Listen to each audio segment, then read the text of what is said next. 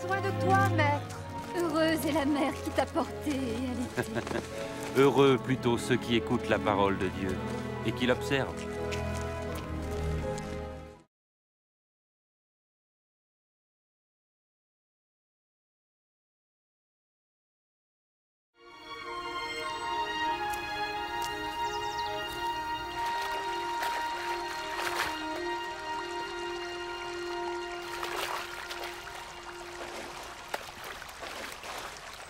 Apprends-nous à prier, comme Jean l'a appris à ses disciples. Quand vous priez, dites « Notre Père qui es aux cieux, que ton nom soit sanctifié, que ton règne vienne, que ta volonté soit faite sur la terre comme au ciel. Donne-nous chaque jour notre pain quotidien. Pardonne-nous nos offenses, comme nous pardonnons aussi à ceux qui nous ont offensés. Protège-nous contre la tentation et délivre-nous du mal. »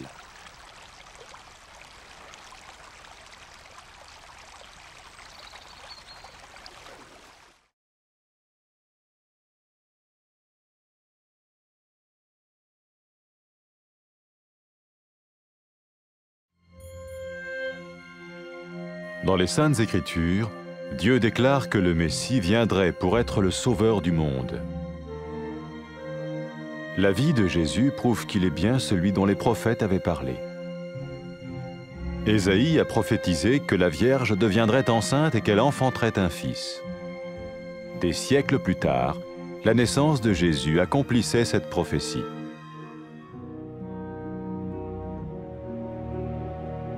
Les Saintes Écritures déclaraient que le saint à naître serait appelé le Fils de Dieu. Cela signifiait que Jésus serait le Fils de Dieu au sens spirituel et non au sens physique. Nous le voyons par sa manière de vivre. Il a guéri des malades, il a pardonné leurs péchés, les a ramenés à Dieu et leur a promis une place dans le royaume éternel de Dieu. Il s'est offert lui-même en sacrifice pour le péché à leur place. Puis il est revenu à la vie, victorieux sur la mort selon le plan de Dieu. Jésus a dit « Personne ne me prend la vie, mais je la donne de ma propre volonté. » La vie de Jésus n'a pas seulement accompli les écrits des prophètes, mais elle a aussi confirmé la vérité de la sainte parole de Dieu. Les prophètes avaient écrit « Ta parole, ô mon Dieu, est parfaite, elle dure à toujours. »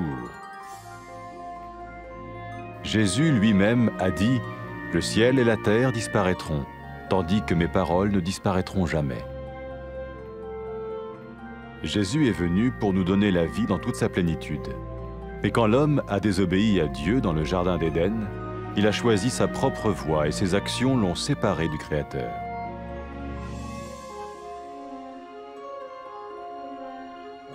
Les Saintes Écritures déclarent que tous ont péché et que le salaire que paye le péché, c'est la mort. Il s'agit de la mort spirituelle, éternelle séparation d'avec Dieu. Mais tout comme Dieu a donné un bélier pour qu'il meure à la place du fils d'Abraham, ainsi il a envoyé Jésus, le Messie, mourir à notre place. Sa vie, sa mort et sa résurrection restaurent la relation entre Dieu et tous ceux qui mettent leur confiance en lui. Maintenant, non seulement Jésus pardonne les péchés de ceux qui le suivent, mais il les sauve aussi du jugement éternel de Dieu. Ils sont sûrs d'aller au paradis et de vivre avec lui pour toujours. C'est cette vie et cette liberté de la culpabilité et du pouvoir du péché que Jésus offre à chacun aujourd'hui. Cela ne veut pas dire suivre une religion, mais choisir d'avoir foi en Jésus qui dit « Je me tiens à la porte et je frappe. Si quelqu'un entend ma voix et ouvre la porte, j'entrerai chez lui. » Cela veut dire se tourner vers Dieu et croire que Jésus vient dans nos vies pardonner nos péchés et nous rendre tels qu'il veut que nous soyons. Il ne suffit pas d'approuver intellectuellement ce qu'il dit, ni de vivre une expérience émotionnelle. Nous le recevons par grâce, au moyen de la foi, par un acte de notre volonté. Lorsque quelqu'un est prêt à suivre Jésus le Messie, il peut lui parler par une simple prière. Peut-être êtes-vous prêt maintenant à ouvrir votre vie à Dieu. Si oui, vous pouvez vous joindre à la prière suivante, silencieusement. dans votre cœur. Seigneur Jésus, j'ai besoin de toi. Merci d'être mort sur la croix pour mes péchés.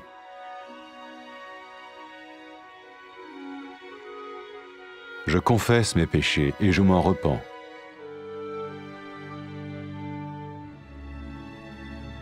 Je t'ouvre la porte de ma vie et je te reçois comme mon Sauveur et Seigneur.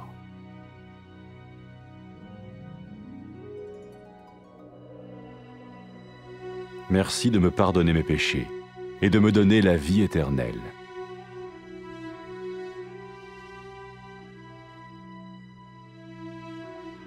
Fais de moi le genre de personne que tu veux que je sois. Maintenant que je deviens l'un de ceux qui te suivent. Amen.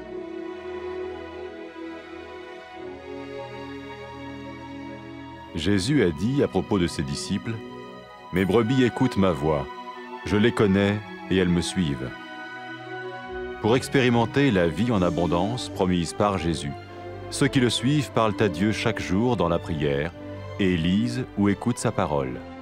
Ils parlent de lui à d'autres personnes et rencontrent régulièrement ceux qui l'aiment et le suivent.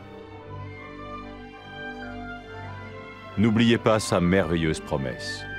Tout pouvoir m'a été donné dans le ciel et sur la terre.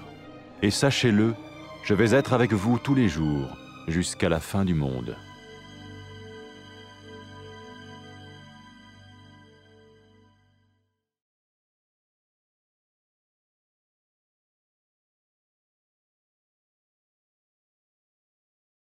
نحن محتاجين ليك يا بخت أمك الولدتك وربتك.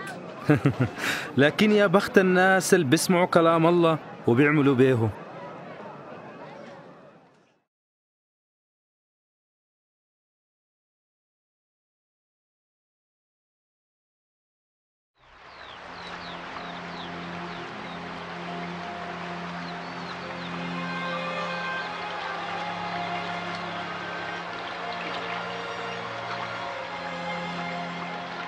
علمنا كيف نصلي زي ما يوحنا علم تلاميذه. لما تصلوا قولوا أبونا في السماء ليتقدس اسمك يجي ملكوتك زي ما في السماء كمان على الأرض. أدينا أكل كفاية كل يوم. سامحنا على خطايانا زي ما نحن بنسامح الناس اللي بيعملوا لينا بطال. ما تدخلنا في تجربة لكن خلصنا من الشر.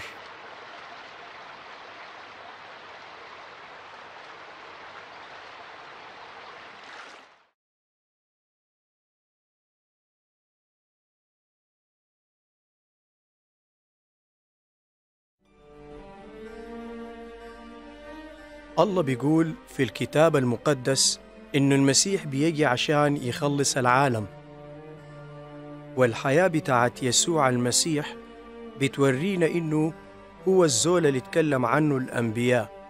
أشعياء اتنبأ وقال العذراء ماشية تحمل وتولد ابنا، وبعد سنين كثيرة تمت ولادة يسوع حسب النبوة. الكتاب المقدس قال كمان إنه القدوس المولود من العذراء اسمه حيكون ابن الله، وكده كان يسوع ابن الله بالمعنى الروحي ما المعنى الجسدي. ونحن شفنا الكلام ده واضح في الطريقة اللي عاش بيها يسوع في حياته على الأرض. شفى العيانين وغفر خطاياهم ورجعهم في علاقة مع الله ووعدهم بالحياة الأبدية، وقدم نفسه ضبيحة عن الخطية، خطية البشر، وقام منتصر على الموت. ويسوع قال ما في زول يقدر يشيل حياتي مني، لكن ممكن أنا أسلم حياتي برغبتي. ما بس النبوات اتحققت في يسوع المسيح، لكن أثبتت صحة كلمة الله المقدسة. الأنبياء قالوا كلمة الله ما فيها أي خطأ، وهي كمان أبدية. ويسوع نفسه قال السماء والأرض بينتهوا لكن كلامي ما بينتهي. يسوع جاء عشان يدينا حياة كويسة، لكن الإنسان ما سمع كلام الله لما كان في الجنة ومشى زي ما هو داير، وبالطريقة دي مشى بعيد من ربنا. الكتاب المقدس بيقول إنه الناس كلهم عملوا خطية، وعقوبة الخطية هي الموت، وده موت روحي، يعني الزول انفصل عن الله للأبد. زي ما الله أدى إبراهيم خروف ضبيحة بدل ولده، برضو الله أدانا يسوع عشان يموت بدل مننا. وبحياة يسوع وموته وقيامته الله رجع العلاقة بينه وبين كل زول بيآمن بيه. وبعد ده أي زول ماشي ورا يسوع ما بيغفر له الخطية وبس، لكن بينجيه من حكم الله الأبدي، وعنده مكان مضمون في الفردوس مع الله للأبد. ويسوع ذاته بيقدم لنا الليلة حياة جديدة، ويحررنا من الشعور بالذنب ومن سلطان الخطية. والحياة دي يسوع بيقدمها لكل واحد الليلة. وده ما معناه نحن ماشيين ورا دين معين، لكن علينا أن نختار أن يكون لنا إيمان بيسوع اللي قال أنا واقف في الباب وبدق، لو في زول سمع صوتي وفتح الباب أنا بدخل له. والكلام ده معناه نرجع لله ويكون عندنا إيمان إنه يسوع بيدخل حياتنا ويغفر لنا خطايانا ويخلينا نعيش زي ما هو داير. ما كفاية تقبل الكلام ده بعقلك بس أو بالشعور والعواطف، لكن نقبله بالنعمة بإيماننا بيسوع، وده بيتم بإرادتنا. ولما الزول يكون داير يمشي ورا يسوع يمكن يكون داير يتكلم مع الله عن طريق صلاة بسيطة. احتمال انت داير تسلم حياتك ليسوع. هسا لو انت داير يمكن تشترك معانا في الصلاة الجاية وترددها في قلبك وانت ساكت جملة جملة. يا رب يا يسوع، أنا محتاج ليك. بشكرك لأنك مت على الصليب عشان خطاياي. أنا هسا بعترف بالخطايا بتاعتي وبتوب منها، وأنا بفتح باب حياتي وأقبلك مخلصي وسيدي.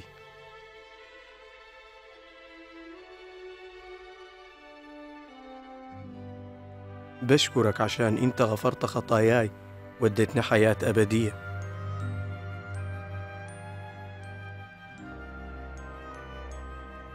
خليني أكون زي الزول اللي أنت دايره يكون، وأنا ماشي وراك. آمين.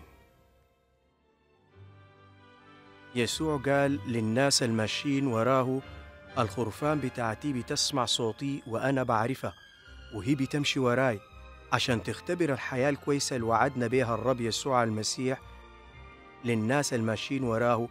اتكلم مع الله كل يوم بالصلاة، واقرأ واسمع كلامه، وكلم الناس التانيين عن يسوع، واستمر في الشركة مع المؤمنين اللي بيحبوا الله وماشيين وراه. اتذكر وعده العظيم لما قال السلطان بتاع السماء والأرض في يدي، أمشوا واعملوا تلاميذ في كل الأرض وأنا معاكم لغاية نهاية الدنيا. آمين.